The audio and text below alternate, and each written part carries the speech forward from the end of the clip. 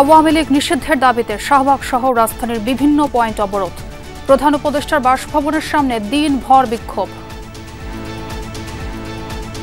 আওয়ামী লীগকে নিষিদ্ধ না করলে বাংলাদেশ শেষ হয়ে যাবে, কারণ আওয়ামী লীগ মূলত রাজনীতি করে না, আওয়ামী লীগ হত্যাযজ্ঞ করে। আওয়ামী লীগ নিষিদ্ধ করলে দেশের রাজনীতিতে একটা সুস্থ ধারা প্রবাহিত হবে বলে আমরা মনে করি। আওয়ামী লীগকে পুনর্বাসনের চেষ্টা করছে অন্তর্বর্তী সরকার। অভিযোগ তারেক রহমানের সংস্কারের নামে সময় ক্ষেপণ না করার আহ্বান। নানা ইস্যু সৃষ্টি করে স্বৈরাচার বা ফ্যাসিবাদে বিরোধী দলগুলোর ঐক্যের মধ্যে ফাটল ধরানোর একটা ক্ষেত্র হয়তো তৈরি করতে চাইছে। ভুল বোঝাবুঝি থেকেই গুমের শিকার সাজিদুল সুমনের বাসায় অভিযান, বলছে পুলিশ। মায়ের ডাকের সমন্বয়ক তুলের অভিযোগ, বদলায়নি বাহিনীর আচরণ। They were very rude, they were very loud. যারা এসেছিলেন, যেই ভাই গুম হয়ে এখনো আসেনি, আমি জানি না জীবিত নাই হয়তো, আমার ভাই কি করেছে তারা, সে আমাদের বাড়িতে দাঁড়িয়ে আমাকে জিজ্ঞেস করতেছে যে অ্যারেস্ট করতে আসছে, তাকে খুঁজতেছে। আজও এলওসিতে ভারত পাকিস্তান গোলাগুলি, ৩ সামরিক স্থাপনা সহ সীমান্ত এলাকায় হামলা, অভিযোগ দিল্লির। মধ্যস্থতার চেষ্টায় বিশ্ব নেতারা। পেশাগত সুরক্ষায় সাংবাদিকদের জন্য তৈরি হচ্ছে অধ্যাদেশ। তথ্য সংগ্রহ ও সংবাদ প্রকাশের জন্য গ্রেফতার নয়, অভিযোগ জানানো যাবে কমিশনে। আওয়ামী লীগ নিষিদ্ধের দাবিতে রাজধানীর শাহবাগ সহ বিভিন্ন পয়েন্ট অবরোধ করেছে এনসিপি সহ বিভিন্ন রাজনৈতিক দলের নেতাকর্মীরা। এতে ওই এলাকা দিয়ে যান চলাচল বন্ধ হয়ে গেছে। আশপাশের এলাকায় দেখা দিয়েছে যানজট। বিকেল 4:45টার দিকে শাহবাগ মোড়ে অবস্থান নেন এনসিপি, জামাতে ইসলাম, হেফাজতে ইসলাম, ইসলামী আন্দোলন, অভ্যুত্থানে নিহতদের পরিবারের সদস্য সহ সাধারণ মানুষ। এর আগে গণঅভ্যুত্থানে ক্ষমতাচ্যুত আওয়ামী লীগকে গণহত্যার অভিযোগে নিষিদ্ধের দাবিতে রাজধানীর শাহবাগ এলাকা অবরোধের ঘোষণা দেন এনসিপির দক্ষিণাঞ্চলের মুখ্য সংগঠক হাসনাত আব্দুল্লাহ। বলেন, দলটি নিষিদ্ধ না হওয়া পর্যন্ত তারা মাঠ ছাড়বেন না। এখান থেকে তাদের দ্বিতীয় অভ্যুত্থান পর্ব শুরু হবে।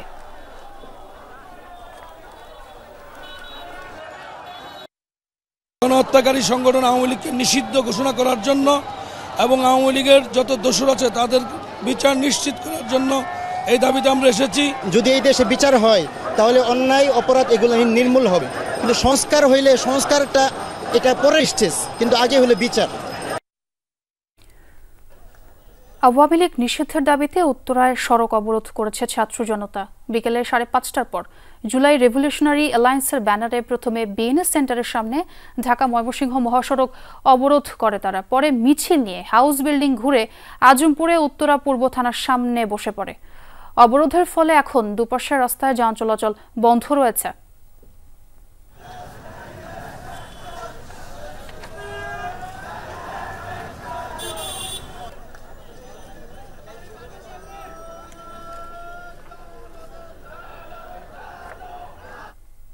দর্শক, যেমনটি বলছিলাম, আওয়ামী লীগ নিষিদ্ধের দাবিতে ছাত্র জনতা অবরোধ করছে। সেই খবর আমার সহকর্মীদের কাছ থেকে জেনে নেব, তারা খোঁজ খবর রাখছেন। প্রথমে তো যেতে চাই শাহবাগে সহকর্মী রাজীব আহমেদের কাছে। রাজীব, জমায়েত কতক্ষণ নাগাদ চলবে এবং সেখানকার আয়োজক যারা আছেন তারা কি বলছেন, একটু জানাবেন।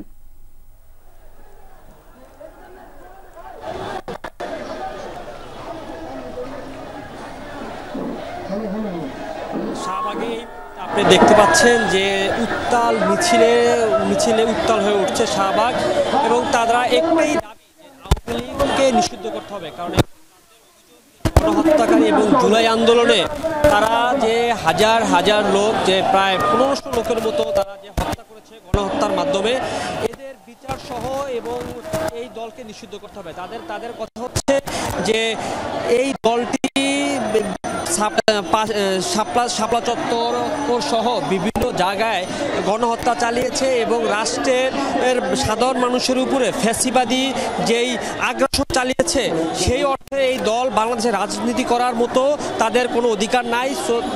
তাই অতি অবিলম্বে তাদেরকে নিষিদ্ধ করতে হবে। আমরা সেই বিকাল থেকে আরও বিভিন্ন ধরনের মানুষ, বিভিন্ন পেশার মানুষ যোগ দিয়েছেন এই আন্দোলনে, এবং তাদের সাথে কথা বলে তারা আমাদেরকে জানিয়েছেন যে এই দলকে যে করে হোক নিষিদ্ধ করা হোক, এবং তারা আওয়ামী লীগের নিষিদ্ধের দাবিতে তারা রাজপথে নেমেছে।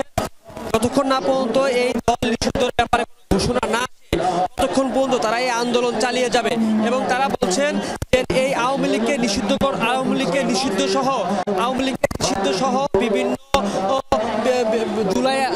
জুলাইয়ের সময়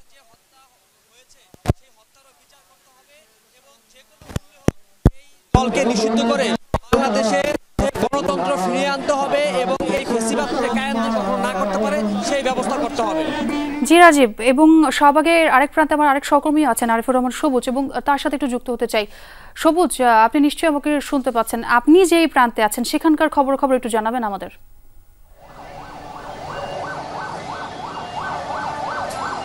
মূলত ছোঁয়া আমি যেই জায়গাটিতে রয়েছে অর্থাৎ বারডেমের যে পূর্ব পাশ রয়েছে সেই পূর্ব পাশের অংশটিতে, এবং এখান থেকে মূলত আমাদের কাছে আমরা সকাল থেকেই আসলে যমুনার সামনে ছিলাম। যমুনা থেকে মূলত যেখানে অস্থায়ী মঞ্চ জুমার নামাজের পর যেখানে সমাবেশ হয় সেখান থেকে ছিলাম, এবং এরপরে শাহবাগ ব্লকেডের যে ঘোষণা আসে হাসনাতের পক্ষ থেকে, এরপরে মূলত শাহবাগ ব্লকেড এখনও রয়েছে। এখানে মূলত সকাল থেকেই যেটি দেখেছি যে যেহেতু সমাবেশ ঘোষণা করার পর থেকে বিভিন্ন রাজনৈতিক দলের নেতাকর্মীরা এই সমাবেশটিতে যোগ দিয়েছিলেন। সেটি হেফাজতে ইসলাম থেকে শুরু করে আমার এবি পার্টি সহ বিভিন্ন রাজনৈতিক দলের নেতারা, কিন্তু শুধুমাত্র বিএনপি এবং জামাত, যদিও জামাত এই যে দাবিটি অর্থাৎ আওয়ামী লীগ নিষিদ্ধের যে দাবি সেই দাবিটির পক্ষে জামাত মতামত দিলেও বা পক্ষে থাকলেও সমর্থন জানালেও এখানের জামাতের কোনো নেতাকর্মীকে দেখা যায়নি। অর্থাৎ জামাত এবং বিএনপির নেতাকর্মীরা ছাড়া প্রকাশ্যভাবে ছাড়া আর অন্য বিভিন্ন রাজনৈতিক দলের নেতাকর্মীরা মূলত এই যে ব্লকেড কর্মসূচি এবং এর আগে যে সমাবেশ কর্মসূচিটি ছিল সেই কর্মসূচিতে যোগ দিয়েছেন, এবং এই কর্মসূচিটি এখন পর্যন্ত চলছে যতক্ষণ পর্যন্ত তারা বলছেন যে এখানে যেহেতু শাহবাগ খুবই গুরুত্বপূর্ণ একটি সড়ক, সেই সড়কটিতে জনভোগান্তির একটি বিষয় রয়েছে, তারপরও তারা বলছেন যতক্ষণ পর্যন্ত আওয়ামী লীগের নিষিদ্ধের সিদ্ধান্তটি আসবে না, জানানো হবে না সরকারের পক্ষ থেকে, ততক্ষণ পর্যন্ত তাদের এই কর্মসূচি। আপনার মাধ্যমে শাহবাগের খবর জানছিলাম। এবার একটু উত্তরে যেতে চাই। বিএনএস সেন্টারের সামনে আমার আরেক সহকর্মী আছেন তাজনুর, তিনি আমাদের সেখানকার খবর জানাবেন। তাজনুর, কখন শুরু হয়েছে অবরোধ কর্মসূচি এবং সেখানকার যারা আন্দোলনকারীরা আছেন তারা কি বলছেন এবং কতক্ষণ নাগাদ চলতে পারে এই অবরোধ, একটু বিস্তারিত জানাবেন। প্রথমেই বলি যে বিএনএস সেন্টার থেকে তারা চলে এসেছেন, অর্থাৎ চলে এসেছেন বলতে সরে এসেছেন। সরে কোথায় এসেছেন? উত্তরা পূর্ব থানার ঠিক সামনে আজমপুরে। তারা এই মুহূর্তে রাস্তার দুপাশ অর্থাৎ ঢাকা ময়মনসিংহ মহাসড়ক, যে গুরুত্বপূর্ণ মহাসড়ক ঢাকা শহরের, সেই পুরো মহাসড়কটি এই মুহূর্তে জুলাই রেভলিউশনারি অ্যালায়েন্স নামের যেই ব্যানারে যেই কর্মসূচির ঘোষণা দেওয়া হয়েছিল সেই কর্মসূচির আওতায় তারা আসলে এই পুরো মহাসড়কটি এই মুহূর্তে অবরোধ করে রেখেছেন, যার ফলে ঢাকায় প্রবেশ করা কিংবা ঢাকা থেকে বের হওয়ার যে গাড়িগুলো সেগুলো সবই আসলে এই মুহূর্তে পুরো থমকে আছে। সবাই আসলে সেই সবগুলো যান চলাচল বন্ধ রয়েছে। তবে জরুরি পরিষেবার যে গাড়িগুলো অর্থাৎ অ্যাম্বুলেন্স সহ অন্যান্য যেই জরুরি পরিষেবার গাড়িগুলো রয়েছে সেগুলো পার করার জন্য তারা বিশেষভাবে উদ্যোগ নিচ্ছেন। একটু পরপর আমরা দেখছি যে অ্যাম্বুলেন্স আসা মাত্রই এখানে যারা রয়েছেন আন্দোলনের সঙ্গে যারা যুক্ত তারা কিন্তু সেই গাড়িগুলো পার হয়ে যাওয়ার ব্যবস্থা করছেন। সব মিলিয়ে আসলে এক ধরনের পরিস্থিতি এখানে। এই যে আওয়ামী লীগ নিষিদ্ধের দাবিতে যেই দাবিতে তারা আজকে এই অবরোধ করেছেন, সেই দাবি তাদের একটাই যে সুস্পষ্ট ঘোষণা আসতে হবে, সেই ঘোষণাটি আওয়ামী লীগের রাজনীতি বাংলাদেশে নিষিদ্ধ হতে হবে। তারপরেই তারা এই যে অবরোধ কর্মসূচি চালাচ্ছেন, তারপরেই কিন্তু তারা সেই অবরোধ কর্মসূচি প্রত্যাহার করবেন, সেরকম কথাই বারবার করে তারা হ্যান্ডমাইকে বলছেন। বুঝতে পেরেছি, ধন্যবাদ তাজুন আপনাকে যোগ দেওয়ার জন্য। আওয়ামী লীগ নিষিদ্ধের দাবিতে প্রধান উপদেষ্টার বাসভবনের সামনে টানা ১৯ ঘণ্টা বিক্ষোভ সমাবেশ করেছে এনসিপি। বৃহস্পতিবার রাতে শুরু হওয়া বিক্ষোভ সমাবেশে রূপ নেয় শুক্রবার। জুমার নামাজের পর থেকে সমাবেশে একাত্মতা প্রকাশ করে উপস্থিত হন হেফাজতে ইসলাম, জামাতে ইসলাম, জাতীয় গণতান্ত্রিক পার্টি ও ইসলামী আন্দোলন সহ ছাত্র শিবির ও সাধারণ জনগণ। প্রধান উপদেষ্টার বাসভবনের ২০০ গজের মধ্যে পাশাপাশি ৫টি ট্রাক বসিয়ে বানানো হয় মঞ্চ। কাকরাইলমুখী সড়ক থেকে উঠে নেতাকর্মীরা মঞ্চে আসেন জুমার নামাজের আগে। সেখানেই নামাজ শেষে শুরু হয় সমাবেশের মূল আনুষ্ঠানিকতা। প্রচণ্ড রোদ গরম উপেক্ষা করে সমাবেশে উপস্থিত হাজারো মানুষ। আওয়ামী লীগ নিষিদ্ধের দাবির এই সমাবেশে উপস্থিত হয় জুলাইয়ে আহত ও শহীদ পরিবারের সদস্যরাও। শুধুই নিষিদ্ধ করার অর্থ হবে আওয়ামী লীগকে ক্ষমা করা। আমরা দেখেছি এখানে ছাত্রলীগকে নিষিদ্ধ করা হয়েছে, কিন্তু ছাত্রলীগের যারা গণহত্যার দোষর আছে তাদেরকে এখন পর্যন্ত আইনের আওতায় আনা হয় নাই, ফলে তাদেরকে এক ধরনের ক্ষমাই করে দেওয়া হয়েছে। আওয়ামী লীগের বেলায় অবশ্যই আমরা এটা হইতে দিব না ইনশাল্লাহ। আওয়ামী লীগকে নিষিদ্ধ না করলে বাংলাদেশ শেষ হয়ে যাবে, কারণ আওয়ামী লীগ মূলত রাজনীতি করে না, আওয়ামী লীগ হত্যাযোগ্য করে। 5 আগস্টে সিদ্ধান্ত হয়েছে বাংলাদেশের মানুষ আওয়ামী লীগকে আর চায় না। আওয়ামী লীগ নিষিদ্ধ করলেই সব সমস্যার সমাধান হবে না, কিন্তু আওয়ামী লীগ নিষিদ্ধ করলে দেশের রাজনীতিতে একটা সুস্থ ধারা প্রবাহিত হবে বলে আমরা মনে করি।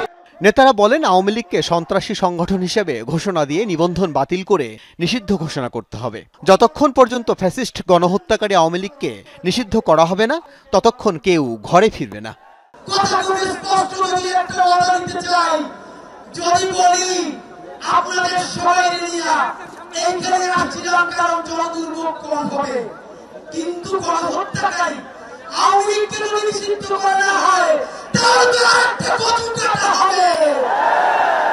বিকেল ৩টার দিকে জনসমাগম আরও বেড়ে যায়। গরমে হাঁসফাঁস অবস্থায় সিটি কর্পোরেশনের 2 স্প্রে ক্যানন দিয়ে ঠান্ডা পানি দেওয়ার দৃশ্যও দেখা যায়। এর মাঝেই চলতে থাকে সমাবেশ। আপনাকে আলোচনা করতে হবে স্নিগ্ধর মায়ের সাথে, আপনাকে আলোচনা করতে হবে ওয়াসিমের মায়ের সাথে, আপনাকে আলোচনা করতে হবে আবু সাইদের বাবার সাথে, আপনাকে আলোচনা করতে হবে যাকে রাজনৈতিক কারণে উঠিয়ে নিয়ে গিয়েছে ইলিয়াসের স্ত্রীর সাথে। ডক্টর মোহাম্মদ ইউনূস, আওয়ামী লীগ কোনোভাবে রাজনৈতিক দল না হয়। 4টার পর রাজধানী শাহবাগ অবরোধের ডাক দিয়ে সমাবেশ শেষ করেন নেতাকর্মীরা। আল আমিন হক অহন, যমুনা নিউজ, ঢাকা। বিচার সম্পন্ন না হওয়া পর্যন্ত নির্বাহী আদেশে আওয়ামী লীগের সকল কার্যক্রম নির্বাহী আদেশে নিষিদ্ধ করতে হবে, একথা বলেছেন গণ অধিকার পরিষদের সভাপতি নুরুল হক নূর। বিকেলে পল্টনে মোড় অবরোধ করে আওয়ামী লীগ নিষিদ্ধের দাবিতে অবস্থান কর্মসূচিতে একথা বলেন তিনি। নূর বলেন, উপদেষ্টা পরিষদের বেশিরভাগ সদস্য জুলাই গণঅভ্যুত্থানের স্পিরিট ধারণ করে না। তারা এখন আওয়ামী লীগকে তোষণ করা শুরু করেছে। গণঅভ্যুত্থানের শহীদ ও আহতদের সাথে বেইমানি করেছে উপদেষ্টা পরিষদ। অবিলম্বে উপদেষ্টা পরিষদ পুনর্গঠন করার দাবি জানান তিনি। আওয়ামী লীগকে নিষিদ্ধ না করা পর্যন্ত আন্দোলন চালিয়ে যাওয়ার ঘোষণা দেন গণ অধিকার পরিষদের নেতারা।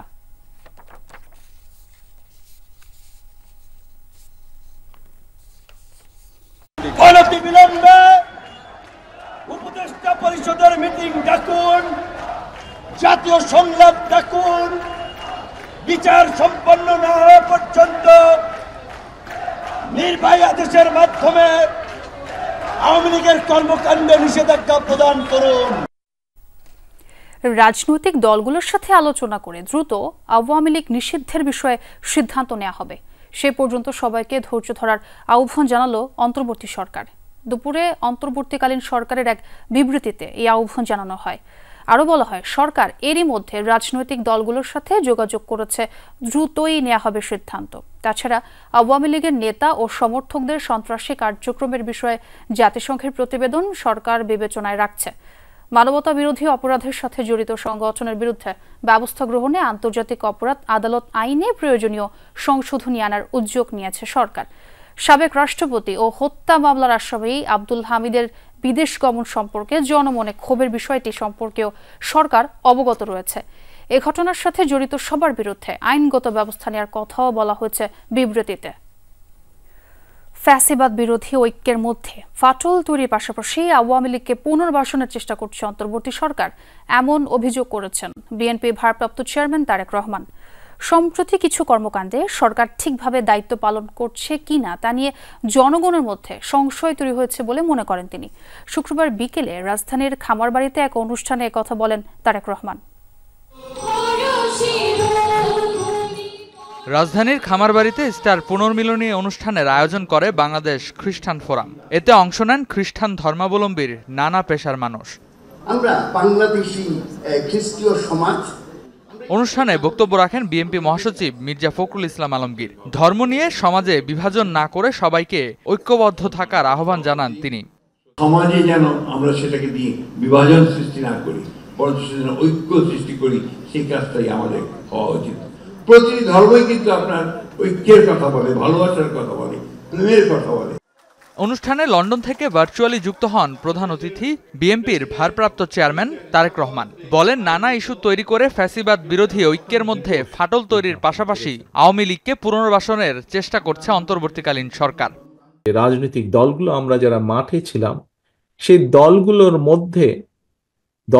ঐক্যের মধ্যে ফাটল ধরানোর একটা ক্ষেত্র হয়তো তৈরি করতে চাইছে। তারেক রহমান বলেন, সম্প্রতি কিছু কর্মকাণ্ডে সরকার ঠিকভাবে দায়িত্ব পালন করছে কিনা তা নিয়ে জনগণের মধ্যে সংশয় তৈরি হয়েছে।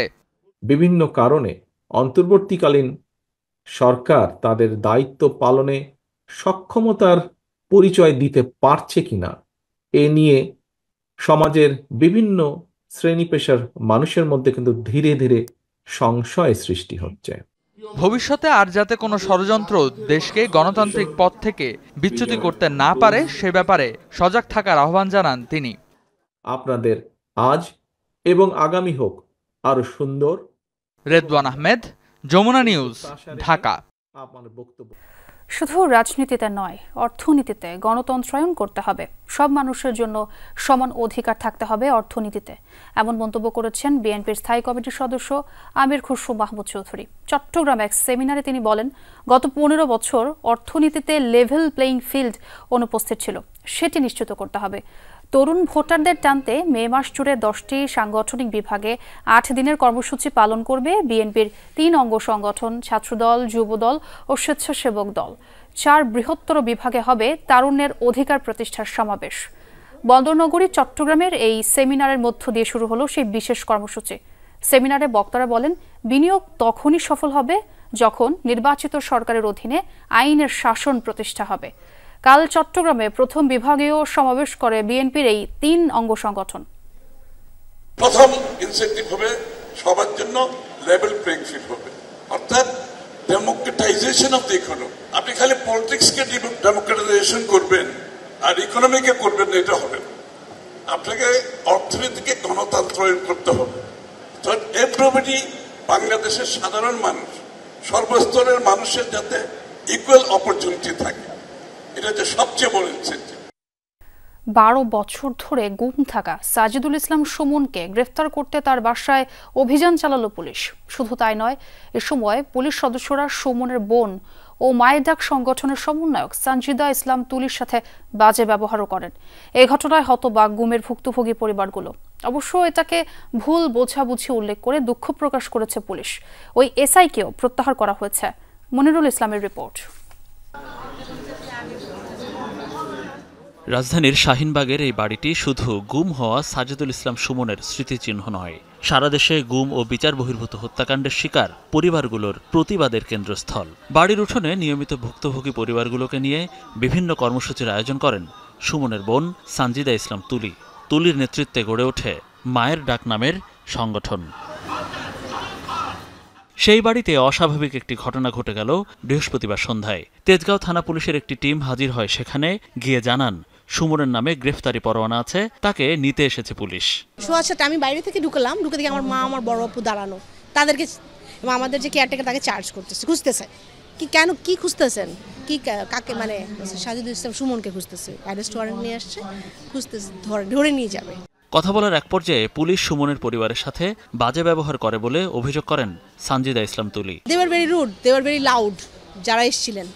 আমি বলছি, আপনি জানেন না? তখন উনি আমাকে বলছে, আমি জানবো কেন? যেই ভাই গুম হয়ে এখনো আসেনি, আমি জানি না জীবিত নাই হয়তো, আমার ভাই কি করেছে, তারা নদীতেই ফেলে দিছে না কি করছে, সে আমাদের বাড়িতে দাঁড়িয়ে আমাকে জিজ্ঞেস করতেছে যে অ্যারেস্ট করতে আসছে, তাকে খুঁজতেছে। তুলির বাসায় একটি কর্মসূচিতে যমুনা টেলিভিশনের সাথে কথা বলেন গুম হওয়া আরেক আলোচিত নেতা ইলিয়াস আলীর স্ত্রী। তিনিও জানান আইনশৃঙ্খলা রক্ষাকারী বাহিনীর আচরণ এখনো বদলায়নি। হঠাৎ করে গত মাসে একজন ফোন করেছে, বললো আমার নাম কি, নামটা আমার খেয়াল নাই, তো বললো যে আপনাদের ফ্যামিলিতে কেউ গুম হয়েছে। তো উনি যখন এই প্রশ্নটা করছে তখন আমি বললাম, আপনি কি বাংলাদেশে আছেন না দেশের বাইরে? তো বলছেন আমি বাংলাদেশে, আমাকে গুম কমিশন থেকে নাম্বারটা দেওয়া হয়েছে জিজ্ঞেস করার জন্য। আমি বললাম যে ইলিয়াস আলীর ওয়াইফ আমি, ওনার আপডেট যত ঘটনা হয়েছে সব কিছু পত্রিকায় আসছে, তা আপনি বাংলাদেশে থেকে আপনি জানেন না যে ইলিয়াস আলী ফেরত আসছে কি আসছে না?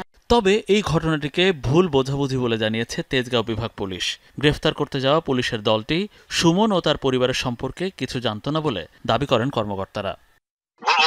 বোঝে নাই আসলে, আমার বাইরে থেকে সব ফোর্স গুলো আসছে, তো ফোর্স অফিসাররা এরা আসলে বোঝে নাই, নামও শোনে নাই কখনো। বিএনপির পক্ষ থেকে মানে সরি বলছে ফ্যামিলিকে, আমি ইভেন ওসি সহ সবাই সরি বলে আসছে। এই ঘটনায় ওই অভিযানের নেতৃত্বে থাকা উপপরিদর্শক আকরামকে প্রত্যাহার করা হয়েছে। মনিরুল ইসলাম, যমুনা নিউজ, ঢাকা। ভারতের 3 সামরিক স্থাপনা সহ সীমান্তবর্তী অঞ্চলগুলোয় হামলা চালিয়েছে পাকিস্তান। ছোড়া হয় কমপক্ষে 8টি ক্ষেপণাস্ত্র, এমন অভিযোগ নয়াদিল্লির।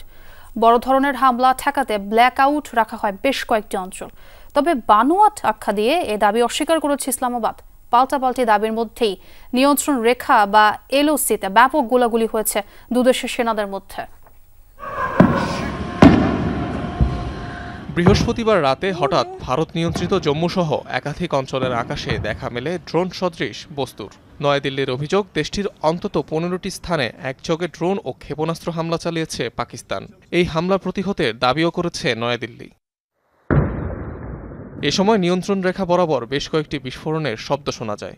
বড় ধরনের আক্রমণ মোকাবেলায় ব্ল্যাকআউট রাখা হয় জম্মুর সাতওয়ারি, সাম্বা, আর্নিয়া সহ বিভিন্ন এলাকা। একাধিক সূত্রের বরাতে ভারতীয় গণমাধ্যমগুলোয় বলা হয়, এসব এলাকায় অন্তত 8টি ক্ষেপণাস্ত্র ছুড়েছে ইসলামাবাদ। অবন্তিপুরা, শ্রীনগর, জম্মু, পাঠানকোট। ভারতের উত্তর আর পশ্চিমাঞ্চলে ড্রোন ও ক্ষেপণাস্ত্র দিয়ে হামলার চেষ্টা করেছে পাকিস্তান। এর মধ্যে শ্রীনগর, জম্মু, পাঠানকোট, অমৃতসর সহ আরও অনেক এলাকা রয়েছে। আকাশ প্রতিরক্ষা ব্যবস্থার সাহায্যে তা প্রতিহত করা হয়েছে। এসব অঞ্চল থেকে এখন ধ্বংসাবশেষ উদ্ধার করা হচ্ছে। তবে ভারতের অভিযোগকে রীতিমতো উড়িয়ে দিয়েছে পাকিস্তান। দাবি, পুরো ঘটনায় দিল্লির নিছক সাজানো গল্প। গতকাল থেকে ভারতের 15টি স্থানে পাকিস্তানের হামলার একটি গুঞ্জন তৈরি করেছে ভারত। দিল্লি যে বিষয়ে বলছে তার পুরোটাই একটা কল্পিত ও সাজানো গল্প, শুনতেও হাস্যকর। ভারত আর তাদের সেনাবাহিনী অষ্টাদশ নাকি 21 শতাব্দীতে বাস করে, কারণ এই যুগে প্রতিটি ক্ষেপণাস্ত্রেরই একটা ডিজিটাল ফুটপ্রিন্ট থাকে যা শনাক্ত করা যায়। পাল্টাপাল্টি অভিযোগ, দাবি দেওয়ার মধ্যেই নিয়ন্ত্রণ রেখা বরাবর গোলাগুলি হয়েছে ভারত পাকিস্তানের সেনাদের মধ্যে। শুক্রবার সকালে কুপওয়ারা ও উড়িতে চলে গুলিবর্ষণ। এর আগে বৃহস্পতিবার পাকিস্তান জুড়ে ড্রোন হামলা চালায় ভারত। নয়াদিল্লির ছোড়া 29টির মধ্যে 25টি ড্রোন ভূপাতিতের দাবি করে ইসলামাবাদ। এছাড়াও মঙ্গলবার চীনা যুদ্ধবিমান ব্যবহার করে ভারতের অন্তত 2টি ফাইটার জেট ধ্বংস করে পাকিস্তান।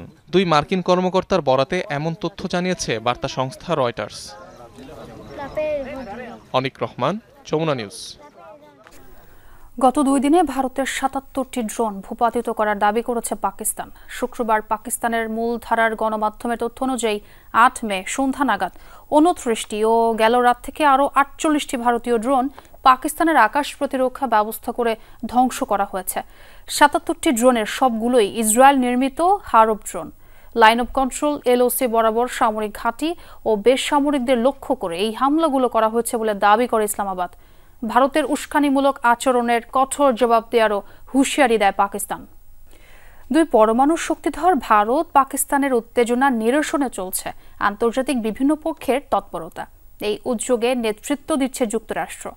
মার্কিন পররাষ্ট্র দফতরের মুখপাত্র টামি ব্রুস জানিয়েছেন, দেশ দুটির শীর্ষ পর্যায়ের সাথে যোগাযোগ অব্যাহত রেখেছে ওয়াশিংটন। দুপক্ষের সরাসরি আলোচনার তাগিদ দিয়েছেন মার্কিন পররাষ্ট্রমন্ত্রী মার্কো রুবিও। মধ্যস্থতায় আগ্রহীদের তালিকায় রয়েছে তুরস্ক ও ইরানও। উপসাগরীয় কয়েকটি দেশও যুক্ত হয়েছে চেষ্টায়।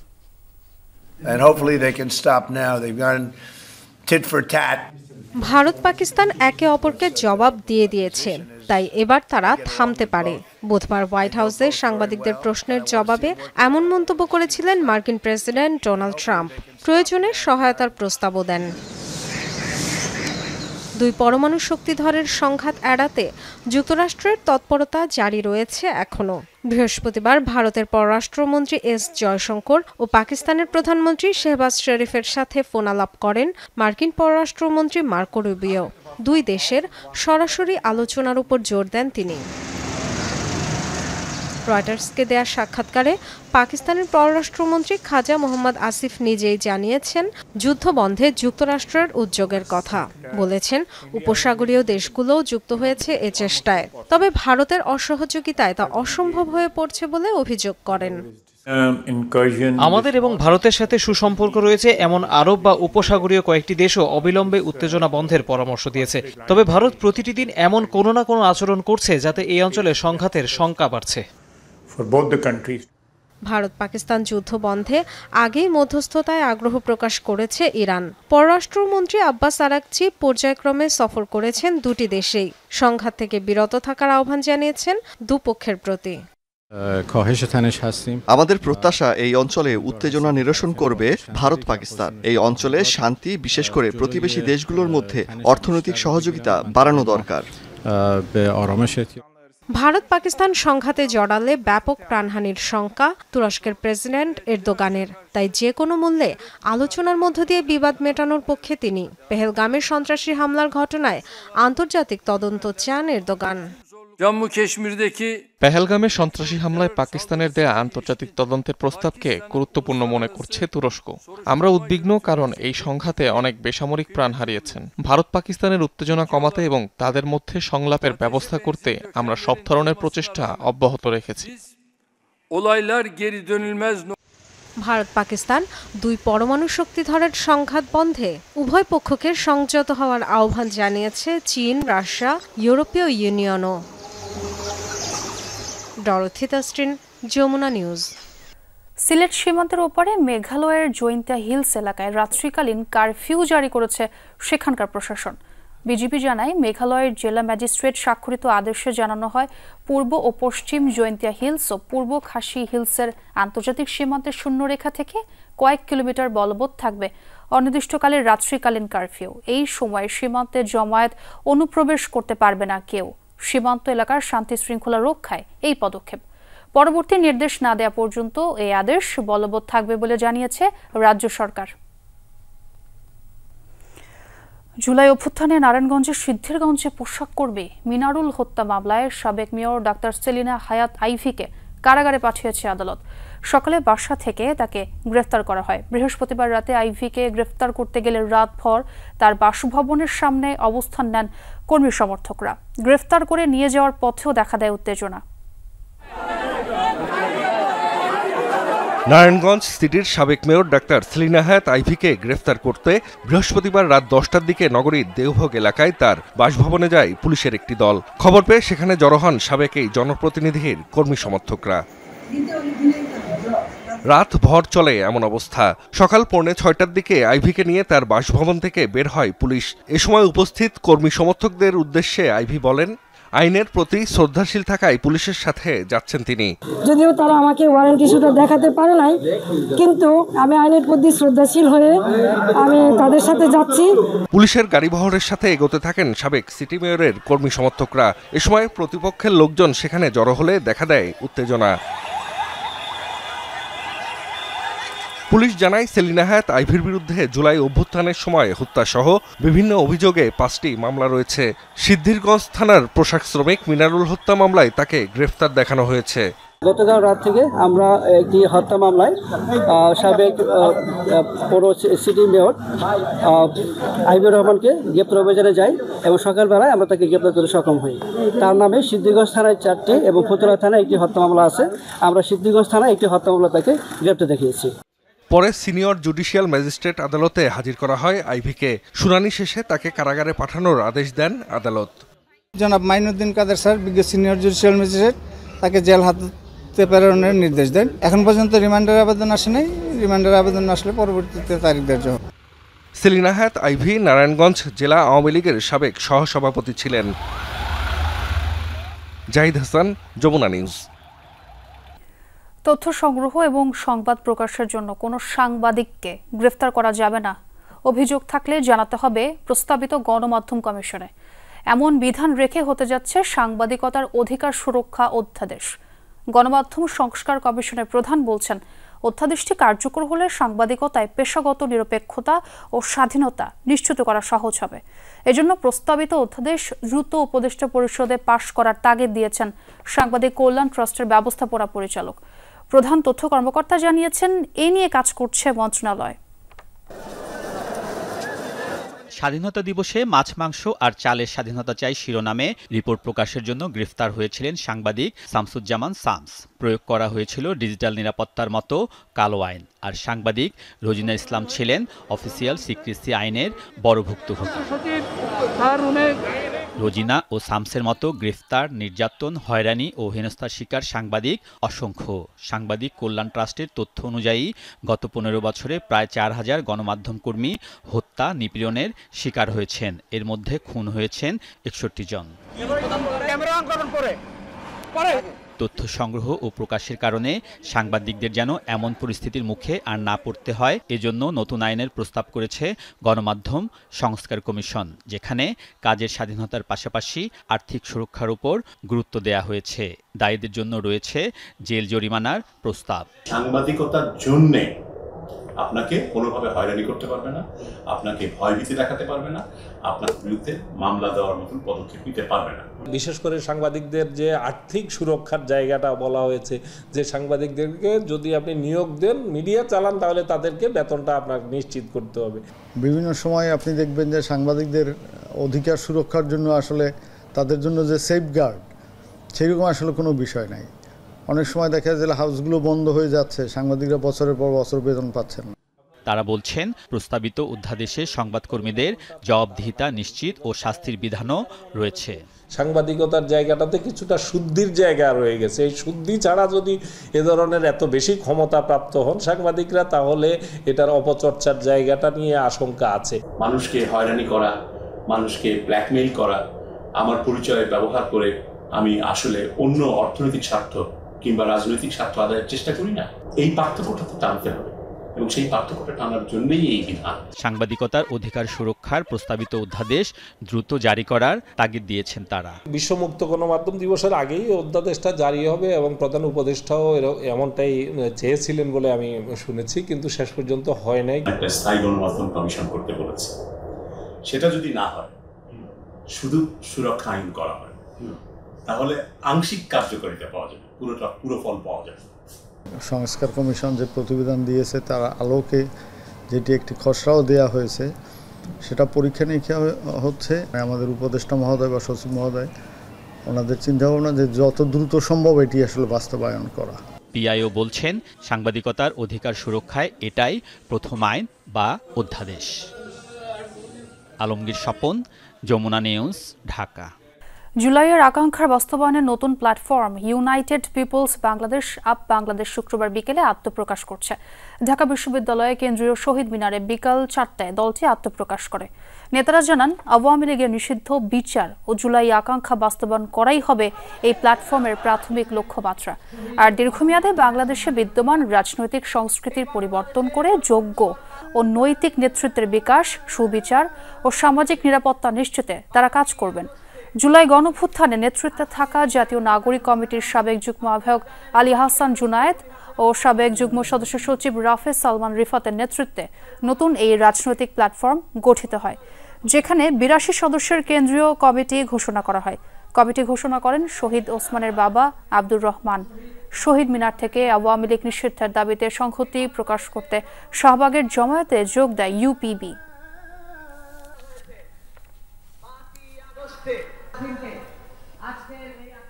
United People's Bangladesh up Bangladesh কেন্দ্রীয় আহ্বায়ক কমিটির মূল অর্গানোগ্রাম ঘোষণা করছি। আহ্বায়ক আলী হাসান জুনায়েদ, সদস্য সচিব আরিফিন মোহাম্মদ হিজবুল্লাহ, প্রধান সমন্বয়কারী রাফেজ সালমান রিফাত। শহীদ আহতদের পরিবারের প্রতি আমাদের যে অনুভূতি কাজ করে, সেই অনুভূতিকে নিয়ে সামনের দিনে এগিয়ে যাওয়া। বাংলাদেশে যদি রাজনীতির সূচনা করতে হয়, জুলাইয়ের আকাঙ্ক্ষা বাস্তবায়ন দিয়ে রাজনীতির শুরু করতে হবে।